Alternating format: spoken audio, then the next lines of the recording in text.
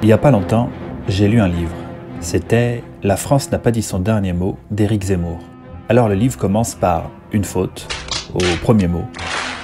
Les grammaires nazis sont des connards! Bon d'ailleurs je vous explique tout de suite, comme la censure de ma première chaîne m'a rendu un peu parano, et que j'ai pas envie d'en refaire une troisième, je vais peser et sous-peser chaque mot. Ils sont voleurs, ils sont assassins, ils sont... Et quand vraiment je pourrais pas faire autrement que de dire les mots, j'utiliserai mon filtre à mots interdits. Parce que rien qu'en lisant l'intro du bouquin, il y a de quoi se faire bannir de YouTube pour 3 générations. Alors on va faire un test pour voir si ça marche. Les gens n'ont plein de cul des Arabes, bordel! Les gens aiment se promener sous les arbres. Ok, ça marche. Alors dans ce livre, Zemmour traite de beaucoup de thèmes différents, et je vais clairement pas tous les énumérer, mais plutôt vous en proposer une synthèse. Et la première des choses à comprendre, c'est qu'il s'agit vraiment d'une suite au Suicide français, qui est à ce jour son plus gros succès en librairie. Il y a ce cliché de dire « Il dit tout ce que tout le monde pense tout bas ». Mais la vérité est pire que ça, c'est qu'il ose dire ce que tout le monde n'ose même plus penser. Donc dans le Suicide français, qui est, je vous le dis tout de suite, un livre beaucoup plus important que celui dont on va parler dans cette vidéo, il s'employait à déconstruire les déconstructeurs selon sa propre formulation, pour expliquer l'effondrement civilisationnel que nous vivons actuellement. Et il constate que ces déconstructeurs, qu'on appelle aujourd'hui les progressistes ou les wokistes, se sont radicalisés. Et cette radicalisation est leur ultime réflexe de survie face à ce peuple qu'ils méprisent tant. Elle passe par une déconstruction de ce peuple justement, mais aussi de la famille, des sexes, bref, des identités. La majorité est rendue impuissante et le pouvoir est donné aux minorités.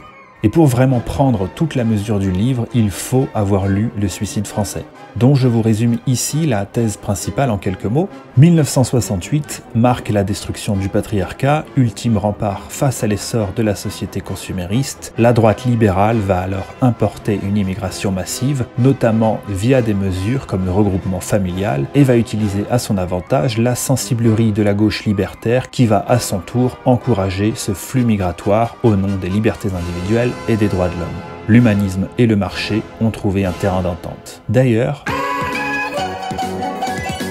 n'oubliez pas de vous abonner, de mettre un pouce bleu, de partager au maximum, de mettre la cloche, et également, comme vous l'avez probablement remarqué, je fais souvent référence à mon ancienne chaîne qui a été supprimée par YouTube du jour au lendemain. Ce sont donc des centaines d'heures de travail qui sont parties en fumée sans aucune justification. Alors si vous voulez avoir accès à ces vidéos, qui représentent pas loin de 5 heures de contenu répartis sur une petite dizaine de vidéos, je vous invite à aller faire un tour sur mon Tipeee, où tout mon ancien contenu vous sera accessible quel que soit le montant de votre contribution, en plus d'autres contreparties que je vous laisse découvrir. Alors pour vous donner envie d'aller voir, je mets en description 2 liens vers ces fameuses vidéos, avec notamment la première partie de ma vidéo sur le Suicide français, qui est une synthèse détaillée point par point que je vous conseille à tous.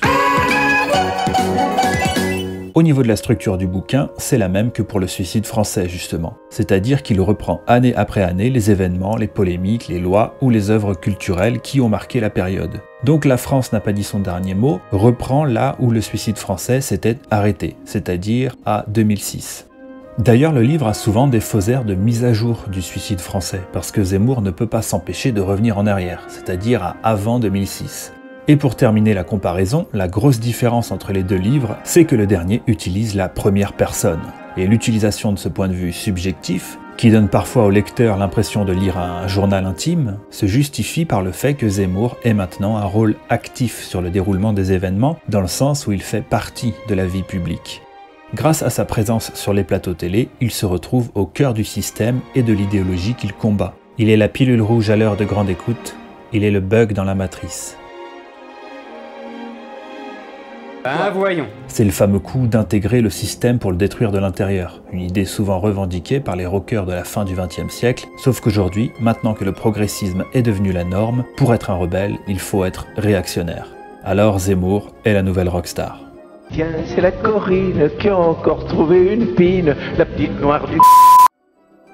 Et pour rester dans les références américaines, on va s'attarder rapidement sur la couverture. Si on compare son livre à celle de Trump, on constate quand même une petite ressemblance, qui n'est bien sûr pas une coïncidence. En fait, Trump et Zemmour ont beaucoup en commun. À commencer par la haine viscérale que leur portent les médias. Haine qui n'a d'ailleurs pas empêché Trump de gagner les élections, ce qui est du point de vue de Zemmour quelque chose de plutôt encourageant. Leur autre point commun, c'est que les deux hommes représentent ce peuple tant méprisé par la bourgeoisie progressiste. Il faut y voir une référence historique. Zemmour rappelle que « Notre révolution de 1789 n'aurait jamais eu lieu sans la Glorious Révolution britannique de 1688 puis l'indépendance américaine de 1776, et nous avons tout adapté, recyclé, jusqu'aux 3 couleurs de notre drapeau. » La suite logique des choses serait donc, pour nous, Français, selon Zemmour, d'imiter, développer et répandre ce qui a été amorcé outre-Atlantique. Grâce au livre, on en apprend plus sur Zemmour lui-même, qui s'ouvre, qui confie notamment les larmes qu'il a versées à la mort de son ami Philippe Séguin et quand Notre-Dame a brûlé. Mais il souligne aussi ses propres ambiguïtés, ses paradoxes. Par exemple, malgré toutes ses critiques acerbes sur mai 68, il reconnaît que « l'esprit de 68 avait été une magnifique explosion d'hédonisme libertaire ». Et on sent qu'en un sens, même s'il en déplore les conséquences, il en garde de bons souvenirs. Il a aussi conscience de son péché de vanité, c'est d'ailleurs là-dessus qu'il ouvre le livre, parce qu'il a conscience de représenter le peuple, et il se méfie du melon qu'il a développé. On en apprend aussi plus sur les livres qui ont influencé sa pensée. Mis à part sa sainte trinité, Maurras, Barrès, De Gaulle, on retrouve aussi tout un tas de références. Au niveau du style, il est égal à lui-même, il n'en fait pas des tonnes, il donne toujours la priorité à la clarté et à l'esprit de synthèse, et on trouve quelques descriptions succinctes qui arrivent à donner vie à une scène en plantant un décor ou en installant une ambiance. On a parfois l'impression d'être devant un roman. Je pense notamment à l'hommage qu'il rend à Simone Veil, à la terrasse d'un café, en regardant les jambes des Parisiennes qui passent. C'est fin, ça fait sourire, et on rigole même parfois à la lecture du livre. On est sur quelque chose de beaucoup plus léger que le suicide français. C'est d'ailleurs certainement une manière de communiquer cet espoir qu'il a pour le pays et qu'il cherche à incarner. Et il mange aussi, le Zemmour. Beaucoup.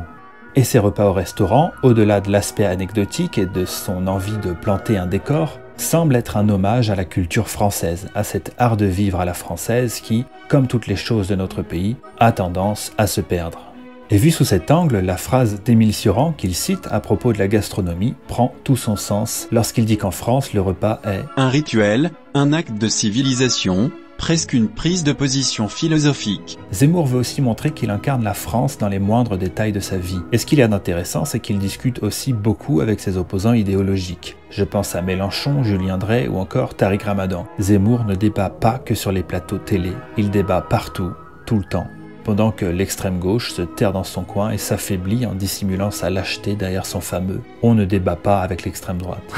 Bref, j'ai dîné avec vous. Et si on en apprend plus sur Zemmour, on en apprend aussi beaucoup sur le microcosme médiatico-politique qu'il fréquente. Et il rapporte des propos qui sont parfois assez flippants. Du coup, on va faire un top 10 des phrases les plus marquantes rapportées par Éric Zemmour. Vous savez, avec tous les droits accordés aux étrangers, le ministre de l'Intérieur ne peut réduire les flux que de 10%.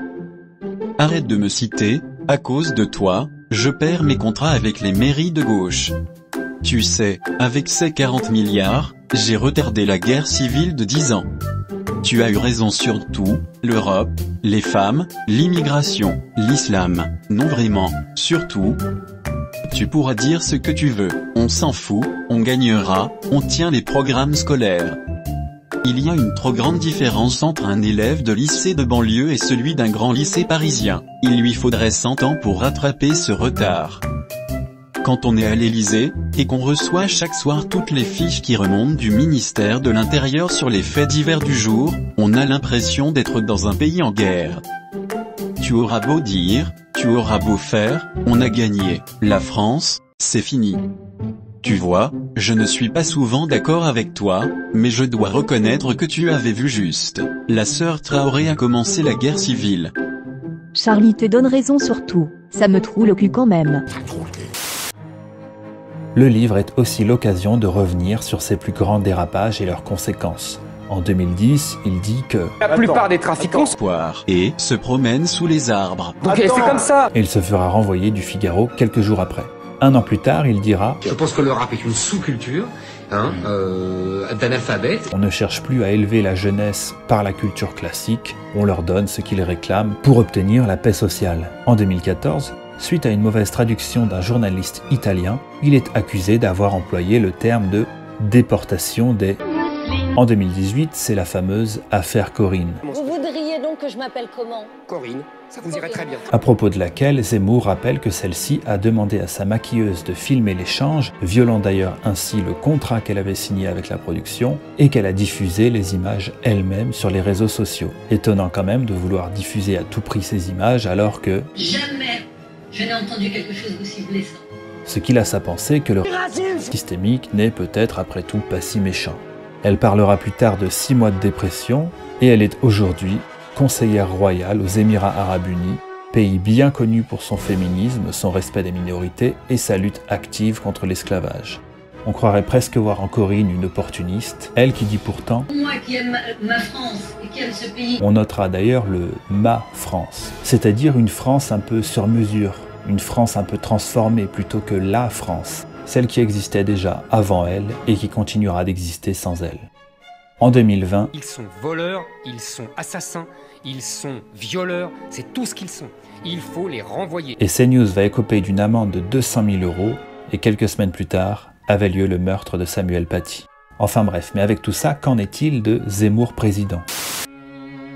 La France d'aujourd'hui est divisée entre 2 visions du monde aux antipodes, l'émancipation de toutes les règles pour les uns, la soumission à un Dieu vengeur pour les autres, alliés contre le même ennemi, le peuple français. Le peuple français, il se propose donc de le représenter en affrontant cette gauche bourgeoise progressiste qui impose son idéologie complètement hors sol depuis beaucoup trop longtemps. Et cet islam, religion de paix et d'amour, qui impose de plus en plus son mode de vie en France. Si le nom de Zemmour est aussi systématiquement lié à l'islam et à l'immigration, c'est en bonne partie parce que les médias, ses détracteurs tout particulièrement, ne mentionnent que cet aspect de son discours. Alors c'est vrai, il le dit lui-même, que la question identitaire est vitale et rend toutes les autres questions subalternes. Parce qu'il y a toujours le fantôme d'une potentielle guerre civile qui rôde. Danger dont il est l'un des seuls d'ailleurs à oser parler ouvertement, quitte à se faire accuser par ses opposants d'encourager à cette issue catastrophique, alors que s'il en parle, c'est justement pour pouvoir l'éviter. On se rend bien compte en lisant le livre que c'est pourtant une inquiétude partagée dans les plus hautes sphères de l'État. À propos du séparatisme, il fait une comparaison avec le Kosovo en disant « Le Kosovo est l'avenir de la Seine-Saint-Denis, la Seine-Saint-Denis est l'avenir de la France. » Mais ces questions d'islam et d'immigration, qui sont quand même parmi ses thèmes de prédilection, on va pas se mentir, sont loin d'être les seuls sujets qu'il aborde. Il traite d'absolument tous les sujets sociaux et politiques. Il a vraiment une vision globale. Et cette vision globale, qui pourrait faire office de programme présidentiel, il l'exprime très succinctement, en quelques lignes, et seulement à la toute fin du livre. Il parle des 5 I pour identité, immigration, indépendance, instruction, industrie. Si les médias insistent lourdement pour faire passer Zemmour pour un raciste, le racisme c'est mal, ce n'est vraiment pas bien. Il ne s'en défend que rarement et il a bien raison, sans quoi il tomberait dans une spirale infernale de justification perpétuelle. Mais on va quand même poser ça clairement, Zemmour n'est pas raciste. Je suis déçu. Il est contre ce modèle multiculturaliste à l'américaine et est un fervent défenseur du modèle assimilationniste. D'ailleurs, contre ses détracteurs qui lui disent qu'il n'est pas français, que vous le voulez ou non, vous avez une tête d'arabe, vous ressemblez à mon oncle Mahfoud au Maroc. Il a un argument très intéressant qui est de dire qu'il est devenu français quand la France a conquis l'Algérie, comme elle a conquis les Alsaciens et les Franc-Comtois. En fait, il va même encore plus loin parce qu'il dit « La France m'a conquis ». Ce qui va dans le sens de cette citation de Napoléon qu'il utilise très souvent, que ce soit à la télé ou dans ses livres. De Clovis au comité de salut public, j'assume tout. Et en tant que gaulliste, il cite son maître. On assimile des individus, pas des peuples. Ce qui semble d'ailleurs être du pur bon sens, c'est-à-dire quelque chose qui échappe complètement à la gauche actuelle. Pour Zemmour, la civilisation occidentale est née du mariage de la religion chrétienne et de la culture gréco-romaine. Il ajoute que les musulmans qui veulent s'assimiler doivent pouvoir le faire sans crainte ni sentiment de culpabilité, sans être harcelés par ceux qui les traitent d'apostats. Ici par contre, il est très clair quant aux mesures à prendre. Il les exprime mot pour mot en citant une conversation qu'il a eue avec un ami. Je le cite. « Il faut arrêter le débit, il faut supprimer le droit du sol, le droit à la naturalisation des épouses étrangères, et puis tu rétablis la double peine, tu supprimes la double nationalité pour les délinquants que tu peux alors expulser. Plus de problème de surpopulation carcérale, tu fermes toutes les mosquées salafistes et celles dominées par les frères musulmans, et tu en as un paquet. Enfin, tu rétablis la loi de Bonaparte sur l'obligation de donner un prénom français à ses enfants. » C'est assez clair, la France n'est plus un pays souverain. Elle est dépendante de l'Europe, et plus particulièrement de l'Allemagne, elle-même aux ordres des États-Unis. Même pour se défendre, les armées de l'OTAN sont dépendantes de l'industrie américaine. Le souverainisme est le maître mot, le peuple doit pouvoir décider par référendum de sa composition et de son avenir. La finance a asservi l'économie qui a asservi le politique. Nous devons remettre sur pied la hiérarchie naturelle, la politique doit piloter l'économie, elle-même soutenue par la finance. Il n'écrit rien de manière explicite à ce sujet, mais on devine bien qu'il veut combattre cette obsession de l'égalitarisme et remettre en place la méritocratie dans une éducation nationale où l'idéologie a pris la place sur le savoir. Et enfin, l'industrie, dont il déplore le dépeçage par De Gaulle et Pompidou au nom de l'indépendance nationale. Il voudrait ni plus ni moins que réindustrialiser la France.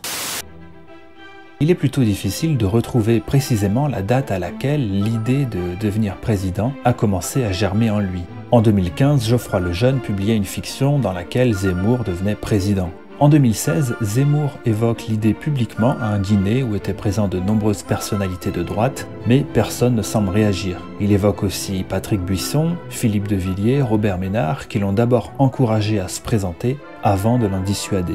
Bref, on entrevoit les petites révélations, les éléments qui ont fait germer en lui l'idée de se présenter, mais ce n'est jamais mentionné clairement. Toujours est-il qu'il a cette drôle d'habitude de se comparer à des personnages historiques célèbres, qu'il prend pour modèle, Napoléon et De Gaulle en tête. Et pour lui, l'histoire, et l'histoire de France principalement, est faite d'abattements qui précèdent un redressement. Et ce qu'il ne cesse de faire dans son livre, finalement, c'est d'appeler à reprendre espoir. Lui, en tout cas, semble avoir retrouvé cet espoir. Pour preuve, on va comparer les dernières phrases du suicide français et celles de « La France n'a pas dit son dernier mot ». Le suicide français termine par un constat d'échec. La France se meurt, la France est morte. Nos élites observent, goguenardes et faussement affectées, la France qu'on abat et écrivent d'un air las et dédaigneux les dernières pages de l'histoire de France. Tandis que les dernières pages de « La France n'a pas dit son dernier mot » sont les suivantes. Nous sommes là pour perpétuer l'histoire de France. Pour ceux d'hier et ceux de demain, il ne s'agit plus de réformer la France, mais de la sauver. La France n'a pas dit son dernier mot.